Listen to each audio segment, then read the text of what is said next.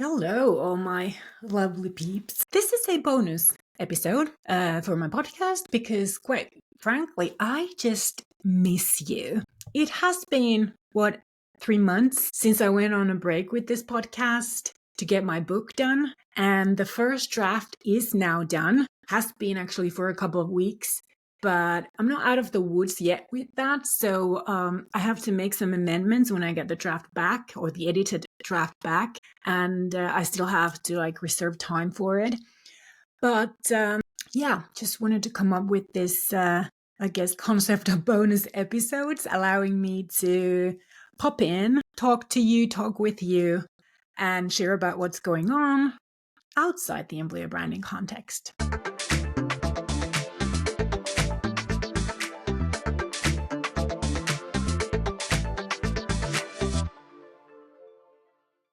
I have to say that it's hard writing a book. So for those of you who don't know, I'm writing a book on the magnetic employer branding method, which this entire podcast is about, but I've never publicly explained what this method specifically is about. So you only know about it to some extent if you are one of our clients and if you have been working with us building your magnetic employer brand based on this method in a retainer model, because then we are or have been working this side by side with you, executing your magnetic employer branding strategy.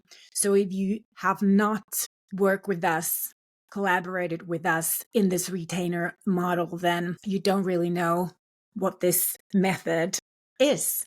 So it's a huge step for me to put it out there publicly. But as a small employer branding agency owner, entrepreneur, and an innovator of this methodology, I don't know, that's like a really hard word for me to pronounce. I'm fearful of saying that out loud, to be honest. I just feel like this is for a potential for us to grow, especially internationally. And I have been doing pretty much the same thing for now 11 or more years. And it's time to expand, time to do something different. We've done so much turning our agency into a different type of I don't know even how to explain it, but it's just been the three of us for the past couple of years, and it has required us to rearrange the way that we work, what we do, who we work with, because there's only three of us.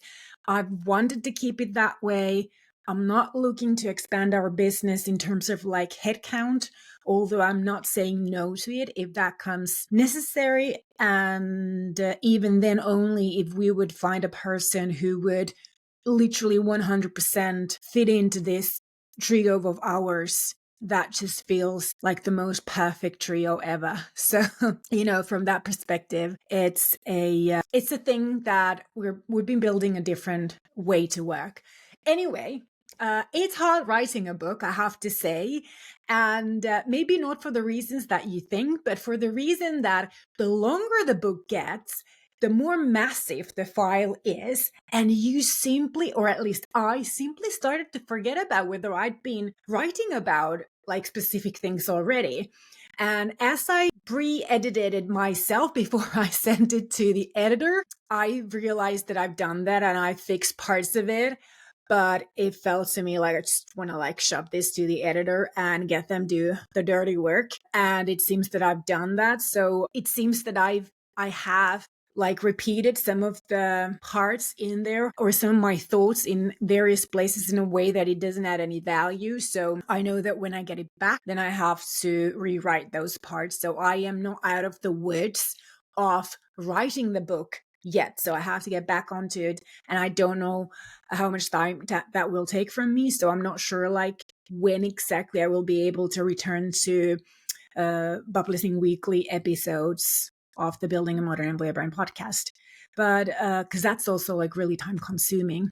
But then I thought maybe if I do these bonus things without a schedule, just pop to see you every once in a while and talk about what's going on. And I thought maybe this is something that we can do in the meanwhile. And I have to say that next week there is a proper episode coming out. It's an episode with our client Airbus Finland that Nora Maju from Airbus Finland and I recorded before. This was early July, and it's such a fantastic episode that I finally had time to edit it, and I want to publish it. So it's going to come out next week. But after that, not sure if there's going to be like a proper episode immediately after that. Probably not. So I thought I'll do bonus ones.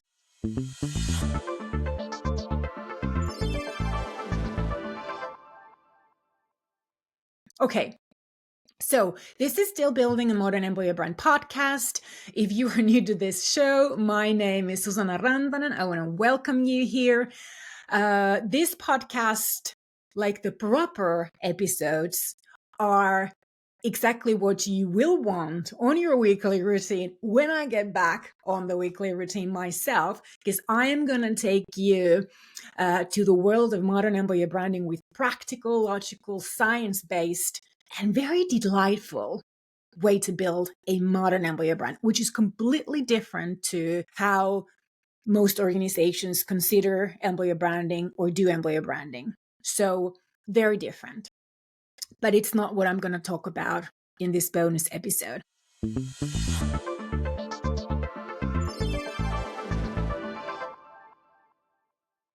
Anyway, I want to go to a life update with you. What I'm going to share with you will be a sad story. I won't cry because I've shed so many tears already. And it will involve quite detailed talk about death. So this is the time for you to stop listening or watching if you don't want to hear about death. So, okay, everyone, get off the podcast, get off the YouTube if you do not want to hear about not my death story, but a story involving death that happened to me. Okay, ready. So it's about Stella, our beloved pooch, who very often visited this podcast, sadly passed away in July 3rd.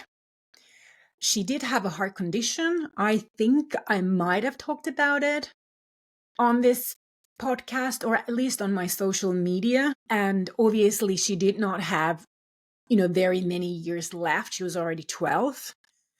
But it still happened so suddenly that it did took our family by surprise. So this was very early July, and we were at our summer house where we like to spend a lot of time during the summertime. This is in central part of Finland, far away from our home. Towards that previous evening, she was quite clearly feeling poorly, but over the course of the spring, we had those days with her, a few of those days with her, and she was always fine the next day. So I kind of figured that it is just one of those days again, and she'll be fine tomorrow.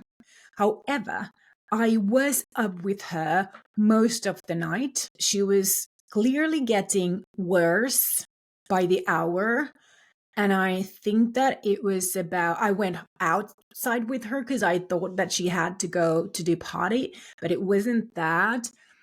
She was very restless. She was breathing hard. She was, you could just hear that she wasn't doing well. I think it was about 3:00 when I picked her up and I placed her at my side of our bed. She would usually sleep in her own she had this like a soft kind of cage thing that we used for her when she was traveling in the car, but she loved it. So she would also sleep there. I just thought that night that she would probably feel more comfortable if she was lying next to me and I could just pet her and hold her in my arms.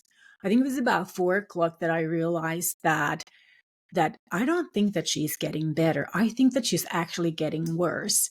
And obviously that thought of is she dying crossed my mind. But when you are at that situation, you still kind of want to you don't know. I've never seen somebody dying in front of me, even though, not going to go into that. But anyway, I think it was about 4 a.m. that I realized that I think that this is actually it. I don't think that she's getting better. And the way her breathing, like from her like lungs and her heart, it kind of dropped down. And I just like literally like held her very close to me and I comforted her. And then I woke up my husband at about 5 to tell him that I think that you need to get up because I think that Stella will go soon. And it was 5:23 in the morning that she took her last breath. There was total of 5 sort of breathings, but like the first one, I literally felt that was the one where her soul left her body, because after that, you could see in her eyes that she just wasn't there anymore, even though her heart was taking like the last beats. I told her that she can go. It's okay for her to go. And she did go. And while this was the worst experience of my life, it was also probably the second most beautiful experience in my life, only topped by the birth of our son. Obviously, what made it the worst was watching someone who you love struggling an entire night. I have to say that I'd rather experience a natural death of a pet than having to euthanize a pet, because that decision, like, you know that you have that date set in your calendar when you have to take your pet to the vets and they're going to be euthanized. We've experienced that, and that was awful. And then having to leave him there, I mean, it was so awful that I couldn't even go to the vet. My husband went alone, and still, this was with our first dog, and still today is something that I don't feel good about, like chickening out of it. And I always said to Stella that I will never leave her side when she has to go. I think that just like having to take the dog to the vets and knowing like the date and the time when it's going to happen is just more awful than like a natural death. Okay, with Stella, we got to stay with her like for another 24 hours. And no, this is not as grimson as it may sound, because literally she just looked like she was sleeping. And the reason why she stayed with us for another 24 hours was that we didn't get an appointment at a place where you can have your pet cremated until the following morning. And there was really no reason to take her to a random vet because, a vet couldn't help her anymore. She had already passed. And death is quite natural. Well, not quite. Death is a natural happening in anyone's life. And bodies will not start deteriorating immediately. And I found that it helped me like mentally to have that time to accept her death and understand that she's now gone. And now I understand why some cultures do spend time with a deceased human. It really is a very comforting thing. I did get a little bit freaked out though when her body went into rigor mortis, and that was when my husband, she was still at the footing of our bed, and I was literally there in the bed with her dead body for like 5-6 hours before I got up. And when her body went into rigor mortis was when my husband then wrapped her in a towel and a blanket and placed her in her dog cage bed so that it would also be easier for us to take her to the cremation the next day. And it was really a hard thing for our whole family. But what really comforts us is that she lived her full life to the very last minute, and she did it with us. It was her time to go, and who are you to argue against that? So that happened over the summer.